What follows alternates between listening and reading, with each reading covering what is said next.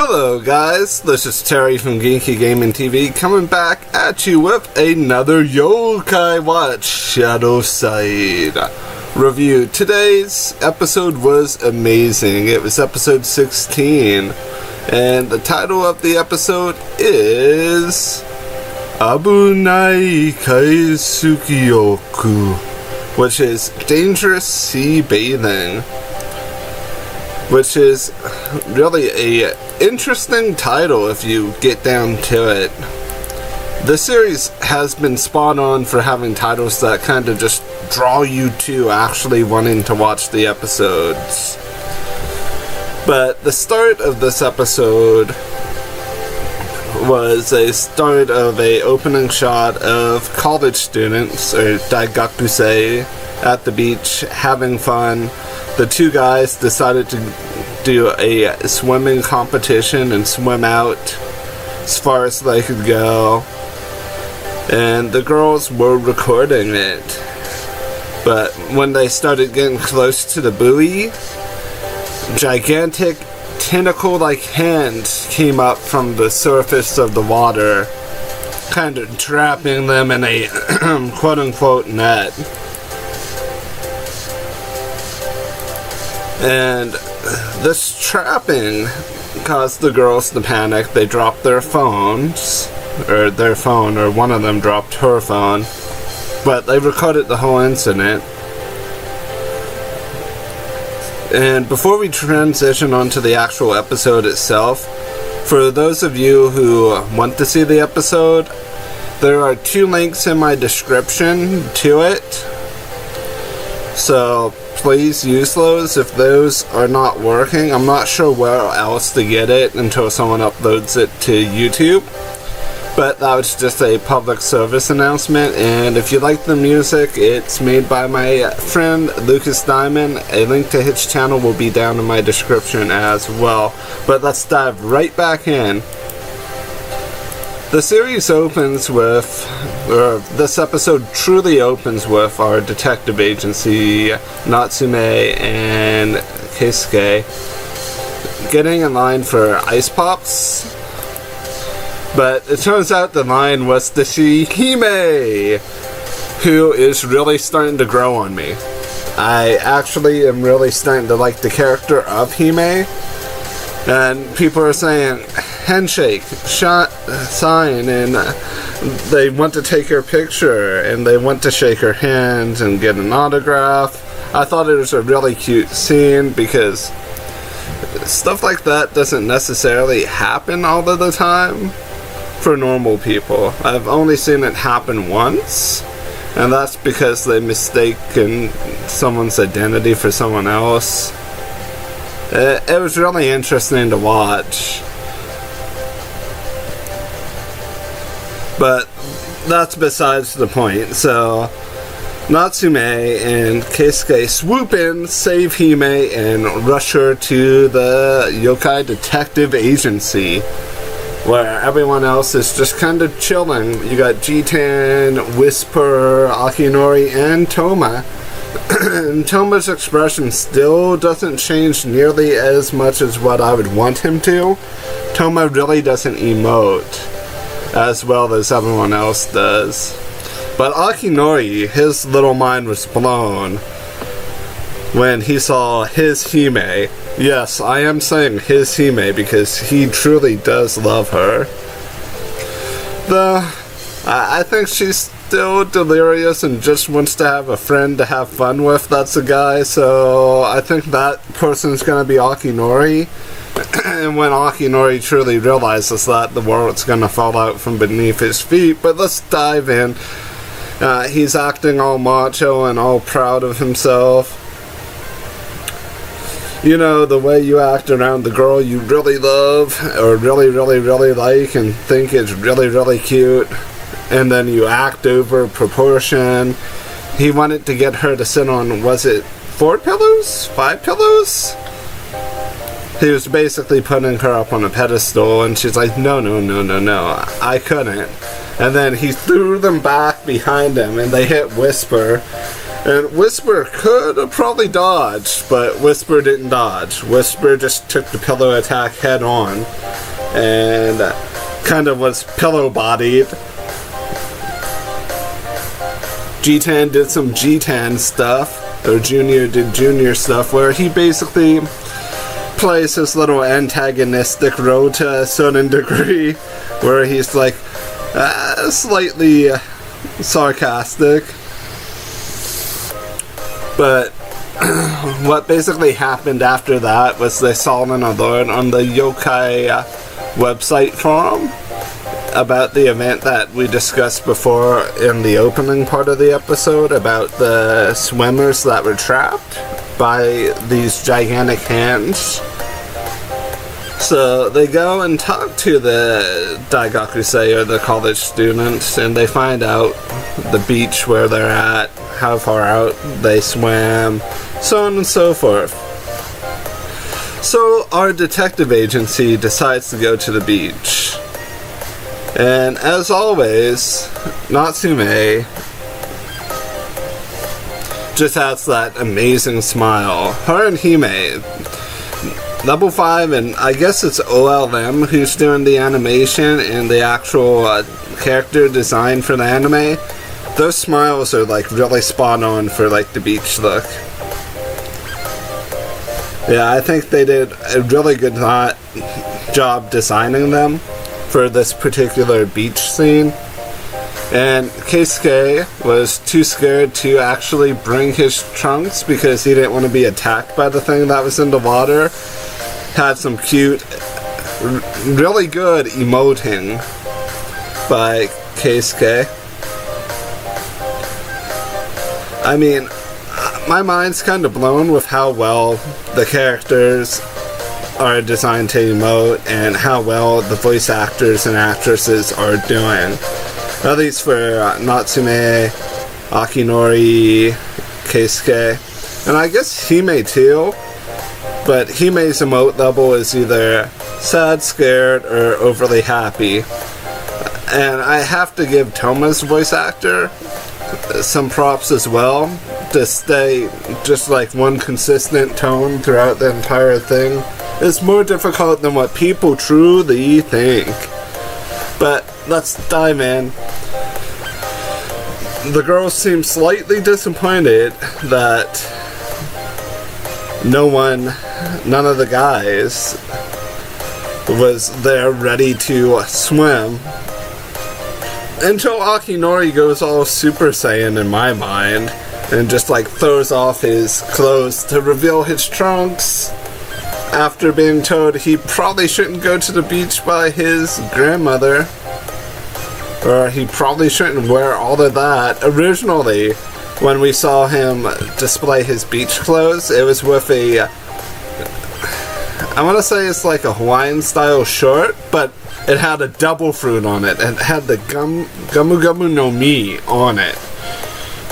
Animeception just happened. But let's dive back to the beach scene. So Akinori and Hime go into the water and start playing, because that is what you do in middle school. I mean, in general at the beach, you play.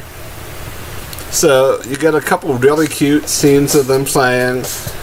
Akinori is having the time of his life. Does not want this day to end. So they decided to try to, as the day started to close, after Akinori had a memory flashback about how wonderful the day was, Akinori and Hime decided that they should try to swim out to where the college students were to see what all was going on, to investigate it. They got out there and the hand circled around them again. Akinori used his, I want to say it's like a omioji / priest technique, where he creates that Star of David like looking star, grabs it and then tosses it as like a projectile. We've only really seen him do it like 3 other times in the series, 3 or 4 maybe, which I would like to see more of that side of the series. So he does it. He was able to destroy some of the hand-like tentacles. But as the scene goes on, Akinori gets trapped by the tentacles. And guess what? Hime can do the priest Omioji style technique as well. Hime is kind of amazing if you think about it. Or I should be saying Ayame. But no, Hime. Because Hime is Hime. Because Hime. But that's completely beside the point. So she does it. Akinori doesn't know what to really think, is kind of excited and happy. But I know if I saw her do that, I would be like, girl, are you a priestess? Because either that or you're like a really adept learner and are able to copy techniques. I could honestly see her getting Susaku's like human form as a ability. That Susaku's like current incarnate form, the bird or the phoenix thing, would be exclusive to Akinori, while her human style form, like Fudomio, would be exclusive to Hime. I mean, it could make sense to do it that way. So, seeing as there was no true way for them to fight their way out of the circle of tentacles, Michi saved the day. Kind of. 1 point Michi, 0 points Hazard. For this episode at least. Michi dives in there, dives down to the bottom, rockets himself up, grabbing both Hime and Akinori, saves them.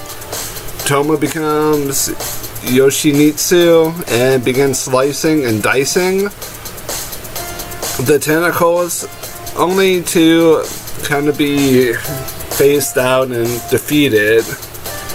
But while this is all going on, Natsume summoned Jibanyan Lightside, who's like, well, we're at the beach. I'm gonna go get some food and souvenirs. I'm not gonna fight this guy. And she's like, oh man, I should have summoned ShadowSide Jibanyan instead of Lightside, but I just didn't think because the episode called for me to use Kili Kili Joka. Or the Mushila Barber. So Kirisaki Joka showed up and just started kicking all sorts of butt, slicing the tentacles. He was slicing and dicing, putting on a really good show, even gave the squid a Mashilo haircut. Mashilo Kato! Like, it was hilarious.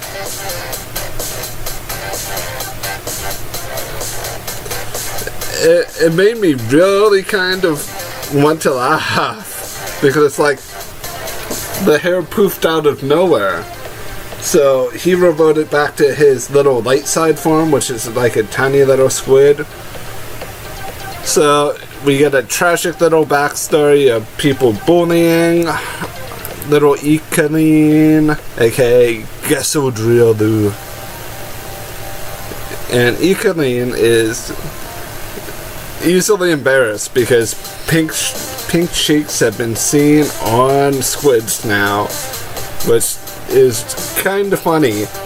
The light side form being so chibi and small is kind of amazing in my mind, because now you have someone who you can kind of use tactically, because Ikanin, no one would suspect Gesodrill from Ikanin.